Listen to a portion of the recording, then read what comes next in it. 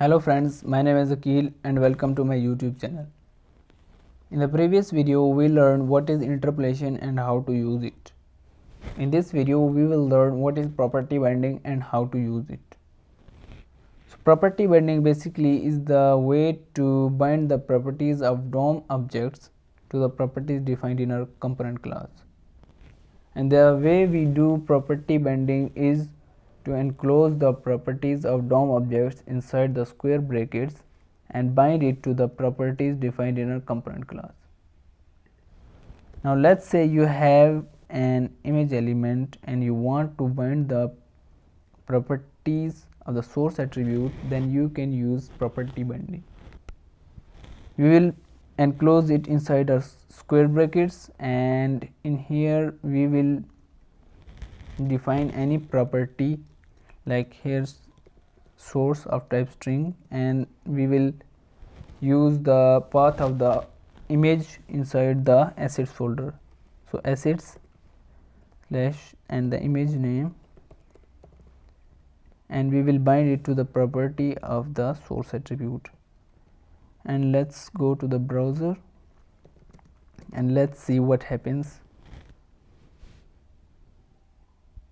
So as you can see, the image is showing up inside our browser. So this is the way we use property binding. And the other way, if we want to hide some element based on condition, we can also do that. Now let's say we have a paragraph, and inside here we have hello world, and we want to hide it based on some condition, then we can do that by using property binding. And inside our component class, we will define any property, like here hidden of type boolean is equal to false, and if we want to hide it, then we can use true, otherwise we will set it to false. Now if we want to use it as in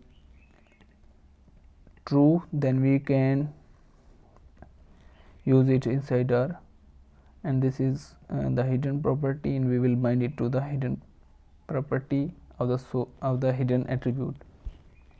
So if we look into the browser, as you can see, the hello world is not showing up because the hidden property is set to true. Now we will revert back to false. So as you can see, the hello world is now showing up.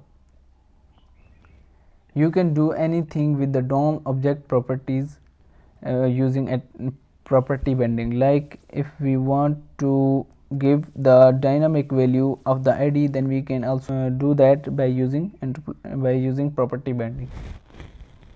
So we will say anything like the ID of the p tag should be anything like the paragraph, and we will bind it to the property of the ID attribute.